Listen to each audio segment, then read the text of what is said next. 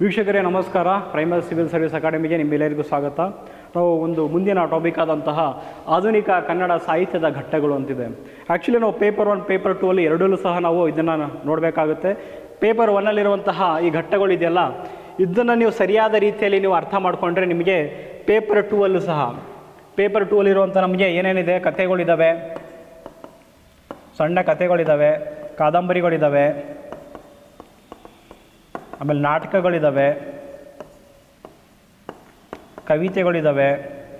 ಹೊಸ ಕನ್ನಡ ಕವಿತೆಗಳು ಅಂತಲೇ ಟೆಕ್ಸ್ಟ್ ಇದೆ ನಮಗೆ.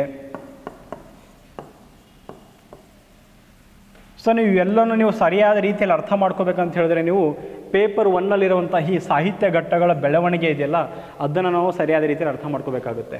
ಹೇಗೆ ಕಾಲಘಟ್ಟಗಳಂತ ಯಾವ ರೀತಿ ಸಾಹಿತ್ಯ ಬೆಳವಣಿಗೆ ಆಯಿತು, ಯಾವ ರೀತಿಯ ಅಲ್ಲಿರುವಂಥ ಪ್ರೇರಣೆಗಳಾಗಿರೋದು, ಪ್ರಭಾವಗಳಾಗಿರ್ಬೋದು, ಇತಿಮಿತಿಗಳಾಗಿರ್ಬೋದು, ಹೇಗೆ ಒಂದು ಸಾಹಿತ್ಯ ಘಟ್ಟದಿಂದ ಇನ್ನೊಂದು ಸಾಹಿತ್ಯಕ್ಕೆ ಪಲ್ಲಟ ಆಯಿತು ಎಂಬುದು ನಮ್ಗೆ ಗೊತ್ತಾಗದೆ ಇದರಲ್ಲಿ. ಸೊ ನಾವು ಮೊದಲನೇದಾಗಿ ನೋಡ್ಬೋದು, ಇಲ್ಲಿ ನವೋದಯ ಪೂರ್ವಘಟ್ಟ ಅಂತ ಬರುತ್ತೆ. ನವೋದಯ ಹೊಸ ಕನ್ನಡ ಸಾಹಿತ್ಯದಲ್ಲಿ ನೋಡ್ತಾ ಇದ್ದೀವಿ ನಾವು. ಇಲ್ಲಿ ಆಧುನಿಕ ಕನ್ನಡ ಅಂತ ಇದೆ, ನವೋದಯ ಪೂರ್ವ ಸಾಹಿತ್ಯ ಅಂತ ಬರುತ್ತೆ. ಸೊ ಇಲ್ಲಿ ನವೋದಯ ಪೂರ್ವ ಸಾಹಿತ್ಯ ಅಂತ ಸುಮಾರು ಜನ ಇದು ಮಾಡ್ಕೋಬೋದು. ಪಂಪನಿಂದ ಇಲ್ಲಿವರೆಗಾದಂತಹ ನಾವು ಸಾಹಿತ್ಯನೂ ಸಹ ನವೋದಯ ಪೂರ್ವ ಅನ್ಬೋದೆ ಅಂತಲೂ ಪ್ರಶ್ನೆ ಬರುತ್ತೆ. ಬಟ್ ಹಾಗಲ್ಲ. ಆ್ಯಕ್ಚುಲಿ ನಾವು ಅಲ್ಲೂ ಕೂಡ ನಾವು ಬೇರೆ ರೀತಿಯಲ್ಲಿ ನಾವು ಡಿವೈಡ್ ಮಾಡಿದ್ದೀವಿ.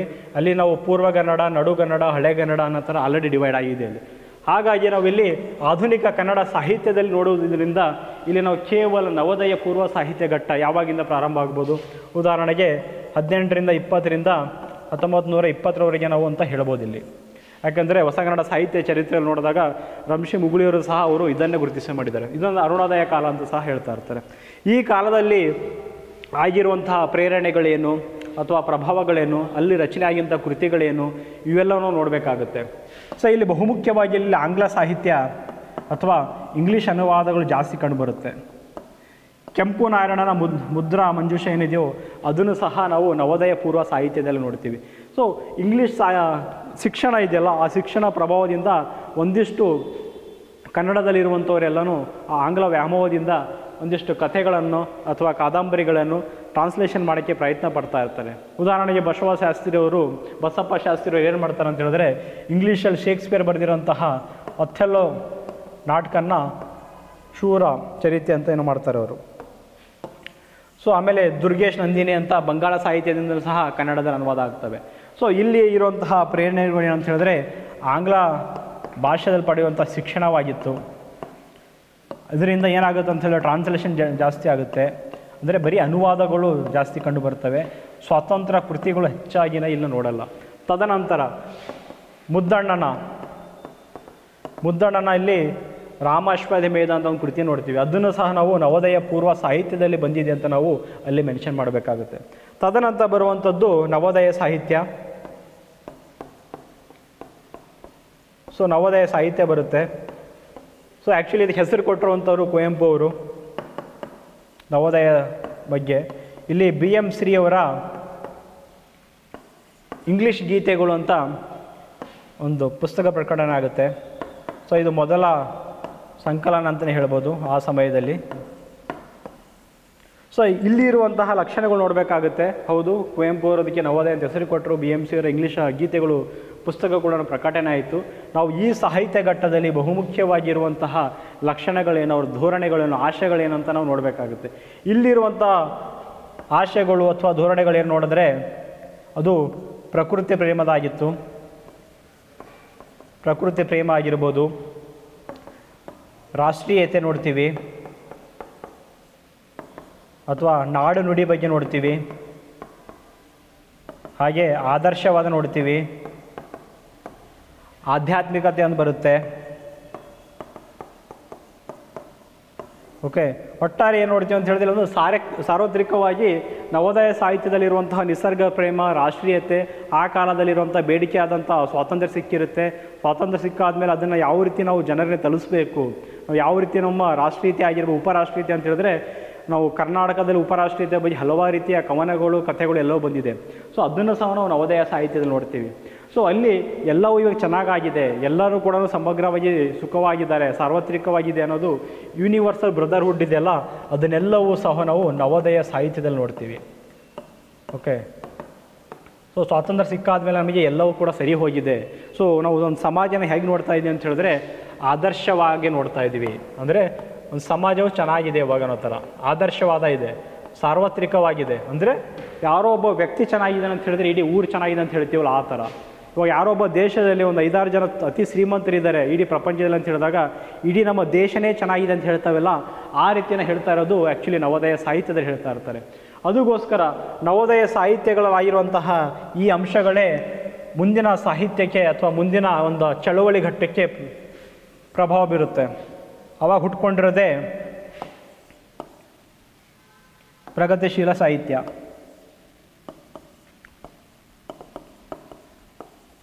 ಸೊ ಪ್ರಗತಿಶೀಲ ಸಾಹಿತ್ಯ ಯಾಕೆ ಹುಟ್ಕೊಳ್ತು ಅಂತ ಹೇಳಿದ್ರೆ, ನವೋದಯರು ಏನು ಮಾಡ್ತಾರೆ ಅಂತ ಹೇಳಿದ್ರೆ, ಇವಾಗ ಎಲ್ಲವೂ ಚೆನ್ನಾಗಿದೆ, ನಮ್ಮ ಇಡೀ ಸಮಾಜನೂ ಸಹ ಎಲ್ಲರೂ ಕೂಡ ಸುಖವಾಗಿದ್ದಾರೆ, ಆದರ್ಶವಾಗಿ ಬದುಕ್ತಾ ಇದ್ದಾರೆ ಅಂತ ಹೇಳ್ತಾ ಇರ್ತಾರೆ. ಆದರೆ ಪ್ರಗತಿಶೀಲ ಸಾಹಿತ್ಯವ್ರಿಗೆ ಆ ರೀತಿ ಕಾಣಿಸಲ್ಲ. ಯಾಕಂತ ಹೇಳಿದ್ರೆ ಸ್ವಾತಂತ್ರ್ಯ ಸಿಕ್ಕಿದೆ, ಹೌದು, ಸ್ವಾತಂತ್ರ್ಯ ಸಿಕ್ಕಾದ್ಮೇಲೆ ಏನೇನೆಲ್ಲ ಆಗಿದೆ. ಹಲವಾರು ಬಡವರಿದ್ದಾರೆ, ಕೂಲಿಕಾರರಿದ್ದಾರೆ, ಕಾರ್ಮಿಕರಿದ್ದಾರೆ, ದಲಿತ ದಮನಿತರಿದ್ದಾರೆ, ಅಸಮಾನತೆ ಇದೆ, ಲಿಂಗ ತಾರತಮ್ಯ ಇದೆ. ಸೊ ಹಲವಾರು ಸಾಮಾಜಿಕ ಅಸಮಾನತೆ ಇದೆಯಲ್ಲ, ಸಾಮಾಜಿಕವಾಗಿ ಇಡೀ ಸಮಾಜ ಇದೆಯಲ್ಲ, ಎಲ್ಲವೂ ಸರಿಯಾಗಿದೆ ಅಂತ ಇವ್ರು ಹೇಗೆ ಹೇಳ್ತಾರೆ ಎಂಬ ಪ್ರಶ್ನೆ ಹಾಕ್ಕೊಳ್ತಾರೆ ಯಾರು? ಪ್ರಗತಿಶೀಲರು. ಇಲ್ಲಿ ಬರುವಂತಹ ಪ್ರಮುಖವಾದ ಸಾಹಿತಿಗಳನ್ನು ನೋಡ್ಬೋದು. ಬಸವರಾಜ್ ಕಟ್ಟಿಮನಿ ಆಗಿರ್ಬೋದು, ಅನಕ್ರೂರಾಗಿರ್ಬೋದು. ಸೊ ಇಲ್ಲಿ ಅವರ ಕಥೆಗಳೆಲ್ಲ ಬರುವಂಥ ಪಾತ್ರಗಳು ಹೇಗಿರ್ತಾರೆ ಅಂತ ಹೇಳಿದ್ರೆ, ಕೂಲಿ ಕಾರ್ಮಿಕರಾಗಿರ್ತಾರೆ, ಬಡವರಾಗಿರ್ತಾರೆ, ಒಬ್ಬ ಮಹಿಳೆ ಆಗಿರ್ತಾಳೆ. ಅಂದರೆ ಒಂದು ಸಮಾಜದಲ್ಲಿ ಕಟ್ಟ ಕಡೆಯಲ್ಲಿ ನಿಲ್ಬಿಟ್ಟು ನಲುಗು ಹೋಗಿರುವಂತಹ ಒಂದು ಕುಟುಂಬ ಆಗಿರ್ಬೋದು ಅಥವಾ ಒಬ್ಬ ವ್ಯಕ್ತಿ ಆಗಿರ್ಬೋದು, ಈ ರೀತಿ ತೋರಿಸ್ತಾರೆ. ಇಲ್ಲೂ ಸಹ ಹೇಗಾಗುತ್ತೆ ಅಂತ ಹೇಳಿದ್ರೆ ಇಡೀ ವ್ಯವಸ್ಥೆನೇ ಸರಿ ಇಲ್ಲ ಅನ್ನೋ ಥರ ಆಗ್ಬಿಡ್ತಾರೆ. ಇಲ್ಲಿ ಇಡೀ ವ್ಯವಸ್ಥೆನೇ ಸರಿ ಇಲ್ಲ ಅನ್ನೋ ಥರ ಎರಡು ಎಕ್ಸ್ಟ್ರೀಜಮ್ ಥರ ಆಗ್ಬಿಡ್ತಿಲ್ಲಿ. ಒಂದು ನವೋದಯರು ಏನು ಹೇಳ್ತಾರೆ ಅಂತ ಹೇಳಿದ್ರೆ ಎಲ್ಲವೂ ಚೆನ್ನಾಗಿದೆ ಅಂತ ಹೇಳಿದ್ರೆ, ಇವರು ಯಾವುದೂ ಸರಿ ಇಲ್ಲ ಅಂತ ಹೇಳ್ತಾ ಇರ್ತಾರೆ. ಓಕೆ, ಸೊ ಈ ರೀತಿ ಬಂದಾಗ ಮತ್ತೆ ಒಂದು ಹೊಸ ಸಾಹಿತ್ಯ ಬೇರೆ ಯಾವ್ದು ಹುಟ್ಕೊಳ್ಳುತ್ತೆ ಅಂತ ಹೇಳಿದ್ರೆ ಇಲ್ಲಿ ನವ್ಯ ಸಾಹಿತ್ಯ ಹುಟ್ಕೊಳ್ಳುತ್ತೆ.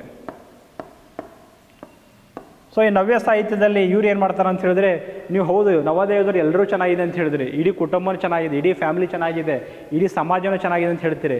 ಪ್ರಗತಿಶೀಲರು ಏನು ಹೇಳ್ತಾರೆ ಅಂದರೆ, ಹೌದು ಯಾರೂ ಸರಿ ಇಲ್ಲ, ಇಡೀ ಕುಟುಂಬನೇ ಸರಿ ಇಲ್ಲ, ಇಡೀ ಸಮಾಜನೇ ಸರಿ ಇಲ್ಲ, ಅವ್ರು ಸಿಗ್ಬೇಕಾಗಿರೋಂಥ ಯಾವುದೇ ವ್ಯವಸ್ಥೆ ಇಲ್ಲ ಅಂತ ಇವ್ರು ಹೇಳ್ತಾರೆ. ಆದರೆ ನವ್ಯದರು ಏನು ಹೇಳ್ತಾರೆ ಅಂತ ಹೇಳಿದ್ರೆ ವ್ಯಕ್ತಿ ಕುರಿತು ನೋಡ್ತಾರೆ ಅವರು. ಸೊ ಎರಡೂ ಸಾಹಿತ್ಯದಲ್ಲಿ ವ್ಯಕ್ತಿಯ ಬಗ್ಗೆ ಅತಿಯಾಗಿ ಒಲವನ್ನು ತೋರಿಸದೇ ಇರುವ ಟೈಮಲ್ಲಿ ನವ್ಯದರು ಏನು ಬರ್ತಾರೆ ಅಂತ ಹೇಳಿದ್ರೆ, ಹೌದು ಸಮಾಜ ಬಗ್ಗೆ ಮಾತಾಡ್ತಾ ಇದ್ದೀರಾ, ಹೌದು ನಿಮ್ಮ ಕುಟುಂಬ ಬಗ್ಗೆ ಮಾತಾಡ್ತಾ ಇದ್ದೀರಾ, ಪಕ್ಕದ ಊರಿ ಬಗ್ಗೆ ಮಾತಾಡ್ತಾ ಇದ್ದೀರಾ, ಆದರೆ ನಿಮ್ಮ ಬಗ್ಗೆ ಮಾತಾಡ್ತಾ ಇದ್ದೀರಾ, ಒಂದು ಪಾತ್ರ ಬಗ್ಗೆ ಮಾತಾಡ್ತಾ ಇದ್ದೀರಾ, ವ್ಯಕ್ತಿಯ ಮನಸ್ಥಿತಿ ಹೇಗಿದೆ, ಅವನ ಮಾನಸಿಕವಾದ ಸ್ಥಿತಿ ಹೇಗಿದೆ ಅದನ್ನು ಮಾತಾಡ್ತಾ ಇದ್ದೀರಾ. ಸೊ ಅವಾಗ ಬಂದಿರೋಂತಹ ನವ್ಯ ಸಾಹಿತ್ಯದಲ್ಲಿ ವ್ಯಕ್ತಿ ಕೇಂದ್ರಿತವಾದ ಸಾಹಿತ್ಯ ಹುಟ್ಕೊಳ್ಳುತ್ತೆ. ಅಂದರೆ ಒಬ್ಬ ವ್ಯಕ್ತಿಗೆ ಬೆಳವಣಿಗೆ ಪೂರ್ವಕ ಆಗಿರೋಂಥ ಅಂಶಗಳು ಏನೇನಿರಬೇಕು, ಅವನ ಜೀವನ ಕ್ರಮ ಹೇಗಿದೆ, ಅವನ ಮಾನಸಿಕ ಪಲ್ಲಾಟಗಳಾಗಿರ್ಬೋದು, ಮಾನಸಿಕ ತಲ್ಲಣಗಳು ಹೇಗಿದ್ದಾವೆ. ಸೊ ಅಲ್ಲಿ ಹಲವಾರು ನಾವು ಪಾತ್ರಗಳಿಂದ ಮೂಲಕ ನಾವು ನವ್ಯ ಸಾಹಿತ್ಯ ನೋಡ್ತೀವಿ. ಇಲ್ಲಿ ಅಸಂಗತವಾದ ಬರುತ್ತೆ, ಅಸ್ತಿತ್ವವಾದ ನೋಡ್ತೀವಿ. ಅಂದರೆ ಎಕ್ಸಿಸ್ಟೆನ್ಸ್ ನೋಡ್ತೀವಿ. ಆ ವ್ಯಕ್ತಿಯೊಬ್ಬ ಒಂದು ಸಮಾಜದಲ್ಲಿ ಬದುಕ್ತಾ ಇದ್ದಾನೆ ಅಂತ ಹೇಳಿದ್ರೆ ಅವನಿಗೆ ಯಾವ ರೀತಿ ಘನತೆ ಇದೆ, ಅವನು ಯಾವ ರೀತಿ ಬದುಕ್ತಾ ಇದ್ದಾನೆ, ಅವನ ಐಡೆಂಟಿಟಿ ಏನು. ಸೊ ಇವೆಲ್ಲನೂ ವ್ಯಕ್ತಿಯ ಆಧಾರದ ಮೇಲೆ ಬರುವಂಥ ಸಾಹಿತ್ಯವೇ ನವ್ಯ ಸಾಹಿತ್ಯ ಆಗಿರುತ್ತೆ. ಇಲ್ಲೂ ಕೂಡ ನಾವು ಪ್ರಮುಖವಾದ ಲೇಖಕರಾದಂತಹ ಅಡಿಗರು ಬರ್ತಾರೆ. ಅಡಿಗರು ನಮಗೆ ಗೊತ್ತಿರುವ ಹಾಗೆ ಪ್ರಸಿದ್ಧವಾದಂತಹ ಒಂದು ಕವಿತೆಯ ಭೂಮಿಗೀತೆ ಅಂತ ಹೇಳ್ಬೋದು. ಆಮೇಲೆ ಸಮುದ್ರ ಗೀತೆಗಳು ಅಂತಲ್ಲ ನಾವು ಇದೇ ಸಮಯದಲ್ಲಿ ನೋಡ್ತೀವಿ. ಸೊ ಇವು ನವ್ಯ ಸಾಹಿತ್ಯದಲ್ಲಿರುವಂತಹ ಅಂಶಗಳಾಗಿರ್ಬೋದು. ಸೊ ಇದು ಮೂರನೇ ಹಂತ. ಮೊದಲನೇದಾಗಿ ನವೋದಯ ನೋಡ್ತೀವಿ, ತದನಂತರ ನಾವು ಪ್ರಗತಿಶೀಲ ಸಾಹಿತ್ಯ ನೋಡ್ತೀವಿ, ತದನಂತರ ನವ್ಯ ಸಾಹಿತ್ಯ ನೋಡ್ತೀವಿ. ಸೊ ಮೂರುಗಲ್ಲೂ ಕೂಡ ಏನು ಮಾಡ್ತಾರೆ ಅಂತ ಹೇಳಿದ್ರೆ, ಒಂದರಲ್ಲಿ ಸಾರ್ವತ್ರಿಕವಾದ ಆದರ್ಶವಾದ ನೋಡಿದ್ರೆ ಇನ್ನೊಂದರಲ್ಲಿ ಇಡೀ ಸಮಾಜವು ಕೂಡ ಸರಿ ಇಲ್ಲ ಅಂತ ಹೇಳ್ತಾರೆ, ಮೂರನೇದಲ್ಲಿ ವ್ಯಕ್ತಿ ಕುರಿತು ಮಾತಾಡ್ತಾರೆ. ಆದರೆ ನಾಲ್ಕನೇ ಹಂತದಲ್ಲಿ ನಾವು ದಲಿತ ಬಂಡಾಯ ಸಾಹಿತ್ಯ ಅಂತ ನಾವು ಏನು ಕರಿತೀವೋ, ಸೊ ಇಲ್ಲೂ ಕೂಡ ಹಲವಾರು ರೀತಿಯ ಜನಗಳಿದ್ದಾರೆ. ಅಲ್ಲೂ ಸಹ ಸುಮಾರು ಜನ ಬದುಕ್ತಾ ಇದ್ದಾರೆ. ಒಂದು ತಳ ಸಮುದಾಯ ಆಗಿರ್ಬೋದು, ಇವರ ಪ್ರತಿನಿಧಿಯಾಗಿ ತಳಸ್ತರದ ಪ್ರತಿನಿಧಿಯಾಗಿ ಸುಮಾರು ಕಾವ್ಯದಲ್ಲಿ ಆಗಿರ್ಬೋದು, ಕಥೆಗಳಲ್ಲಾಗಿರ್ಬೋದು, ಕಾದಂಬರಿಗಳು ಯಾರೂ ಬರುವುದಿಲ್ಲ. ಹಾಗಾಗಿ ದಲಿತ ಬಂಡಾಯ ಸಾಹಿತ್ಯದಲ್ಲಿ ಬಂದಿರುವಂಥವರು ಸಿದ್ಧಲಿಂಗಯ್ಯರಾಗಿರ್ಬೋದು ಅಥವಾ ದೇವನೂರು ಮಹಾದೇವರಾಗಿರ್ಬೋದು ಅಥವಾ ಬರಗು ರಾಮಚಂದ್ರಪ್ಪ ಆಗಿರ್ಬೋದು ಚಂಪಾ ಅಂತ ಅಥವಾ ಚಂದ್ರಶೇಖರ್ ಪಾಟೀಲ್ ಅಂತ ಏನು ಕರಿತೀವೋ, ಆಮೇಲೆ ಮಹಿಳೆಯರಾಗಿರೋ ಬಿ ಟಿ ಲಲಿತಾ ನಾಯಕ್, ಬಾನು ಮುಸ್ತಾಕು, ಹಿಂಗೆ ಹಲವಾರು ಜನ ದಲಿತ ಬಂಡೆಯ ಸಾಹಿತ್ಯದಲ್ಲಿ ತಳಸ್ತರದ ತಳ ಸಂಸ್ಕೃತಿಯ ಅಥವಾ ದಲಿತ ಸಮುದಾಯದಲ್ಲಿ ನಲುಗುತ್ತಿರುವಂಥ ಹಲವಾರು ವ್ಯಕ್ತಿಗಳ ಕುರಿತು ಇವರು ಕಥೆಗಳು ಬರೀತಾರೆ. ಸೊ ನೈಜ ವಾಸ್ತವ ಸ್ಥಿತಿಯಲ್ಲಿ ದಲಿತ ಲೇಖಕರು ಬರೆದಿದ್ದು ದಲಿತ ಸಾಹಿತ್ಯವಾಯ್ತಿಲ್ಲಿ. ಓಕೆ, ಸೊ ಈ ಎಲ್ಲ ನೆಲೆಯಲ್ಲಿ ನಾವು ಒಂದು ಕನ್ನಡ ಸಾಹಿತ್ಯದ ಕಾಲಘಟ್ಟಗಳು ಅರ್ಥ ಮಾಡ್ಕೊಂಡಾಗ ಮಾತ್ರ ನಾವು ಕೃತಿಗಳನ್ನು ಅಥವಾ ಅರ್ಥ ಮಾಡ್ಕೊಳ್ಳೋಕೆ ಹೆಲ್ಪ್ ಆಗುತ್ತೆ. ಯಾಕಂತ ಹೇಳಿದ್ರೆ ಅಲ್ಲಿರುವಂಥ ಧೋರಣೆಗಳಾಗಿರ್ಬೋದು, ಪ್ರೇರಣೆಗಳಾಗಿರ್ಬೋದು, ಪ್ರಭಾವಗಳಾಗಿರ್ಬೋದು, ಯಾವ್ಯಾವ ಲೇಖಕರು ಯಾವ್ಯಾವ ನೆಲೆಯಲ್ಲಿ ಯಾವ ಉದ್ದೇಶ ಇಟ್ಕೊಂಡು ಬರೆದಿದ್ದಾರೆ ಅದನ್ನು ನೋಡಿದಾಗ ಮಾತ್ರ ನಾವು ನಮಗೆ ಇರುವಂಥ ಪಠ್ಯಪುಸ್ತಕಗಳಾದಂತಹ ಬೆಟ್ಟದ ಜೀವ ಆಗಿರ್ಬೋದು, ನಾವು ಬೆಟ್ಟದ ಜೀವನ ನಾವು ನವೋದಯ ಸಾಹಿತ್ಯದಲ್ಲಿ ನೋಡ್ಬೋದು, ಆಮೇಲೆ ನವ್ಯದಲ್ಲೂ ನೋಡ್ಬೋದು. ಯಾಕಂದರೆ ಗೋಪಾಲಯ್ಯ ಬರುವಂಥ ಒಂದು ಪಾತ್ರ ನವ್ಯ ಸಾಹಿತ್ಯಕ್ಕೆ ಸಂಬಂಧಪಟ್ಟಿದ್ದರೆ ಇಡೀ ಪ್ರಕೃತಿ ಪ್ರೇಮ ಆಗಿರ್ಬೋದು ಅಥವಾ ನಿಸರ್ಗ ಸಂಬಂಧ ಆಗಿರ್ಬೋದು, ಅದು ನಮಗಿಲ್ಲಿ ನವೋದಯ ಸಾಹಿತ್ಯದಲ್ಲಿ ಬರುವಂಥ ಅಂಶ ಆಗಿರುತ್ತೆ. ಅದೇ ರೀತಿ ಒಡಲಾಳ ಕೃತಿಯನ್ನು ಓದಬೇಕಾದ್ರೆ ನಾವು ದಲಿತ ಬಂಡಾಯ ಸಾಹಿತ್ಯದಲ್ಲಿ ಆಗಿರುವಂಥ ಪ್ರೇರಣೆಗಳು, ಪ್ರಭಾವಗಳು, ಅವರ ಉದ್ದೇಶಗಳು, ಧೋರಣೆಗಳು ಅದು ನಮ್ಗೆ ಗೊತ್ತಿದ್ದಾಗ ನಾವು ಒಡಲಾಳ ಅಂತಹ ಕೃತಿಯನ್ನು ಅರ್ಥ ಮಾಡ್ಕೊಳ್ಳೋಕ್ಕೆ ಸಾಧ್ಯವಾಗುತ್ತೆ. ಅದೇ ರೀತಿ ಮಾಧವಿ ಕಾದಂಬರಿಯನ್ನು ಓದಬೇಕಾದ್ರೆ ನಮಗಿಲ್ಲಿ ದಲಿತೇತರ ಅಂದರೆ ಮುಂದೆ ದಲಿತ ಬಂಡಾಯ ಸಾಹಿತ್ಯ ನಂತರ ಬಂದಿರೋಂತಹ ಸ್ತ್ರೀವಾದಿ ನೆಲೆ ಆಗಿರ್ಬೋದು ಅಥವಾ ಸ್ತ್ರೀ ಸಂವೇದನೆ ಅಂತ ಹೇಳ್ಬೋದು. ನಾವು ಸ್ತ್ರೀ ಸಂವೇದನೆ ನೆಲೆಯಲ್ಲಿ ನಾವು ಅರ್ಥ ಮಾಡ್ಕೊಂಡಾಗ ಮಾತ್ರ ನಮಗೆ ಮಾಧವಿ ಕಾದಂಬರಿಯನ್ನು ಇಲ್ಲಿ ನಮಗೆ ಸರಿಯಾದ ರೀತಿಯಲ್ಲಿ ಗ್ರಹಿಸೋಕ್ಕೆ ಸಾಧ್ಯ ಆಗುತ್ತೆ. ಹಾಗಾಗಿ ನೀವು ಕನ್ನಡ ಸಾಹಿತ್ಯ ಘಟ್ಟಗಳು ಏನೇನಿದೆಯಲ್ಲ ಆ ಘಟ್ಟದಲ್ಲಿ ಬರುವಂತಹ ಪ್ರತಿಯೊಂದರದ್ದು ಕೂಡ ನೀವು ಪ್ರಭಾವ, ಪ್ರೇರಣೆ, ಅದರ ಧೋರಣೆಗಳು ಅಥವಾ ಆಶಯಗಳು ಅಂತ ಕರಿಬೋದು ನಾವು, ತದನಂತರ ಅವುಗಳ ಇತಿಮಿತಿಗಳು, ಸೊ ಅಲ್ಲಿ ಬರುವಂಥ ಲೇಖಕರು ಅವರ ಬಂದಿರುವಂಥ ಹಿನ್ನೆಲೆ ನೋಡ್ಬೋದು ನಾವು. ಸೊ ಇಷ್ಟೆಲ್ಲ ನಾವು ಪ್ರತಿಯೊಂದು ಕಾಲಘಟ್ಟದ ಹಂತವನ್ನು ನಾವು ಈ ರೀತಿಯಲ್ಲಿ ನೋಡ್ಕೊಂಡಾಗ ಮಾತ್ರ ನಾವು ಮುಂದಿನ ಯಾವುದೇ ಕೃತಿಯನ್ನು ಓದಬೇಕಾದ್ರೆ ನಮಗೆ ಅರ್ಥ ಮಾಡಿಕೊಂಡು ಉತ್ತರ ಬರೆಯೋಕ್ಕೆ ಸಾಧ್ಯ ಆಗುತ್ತೆ. Thank you.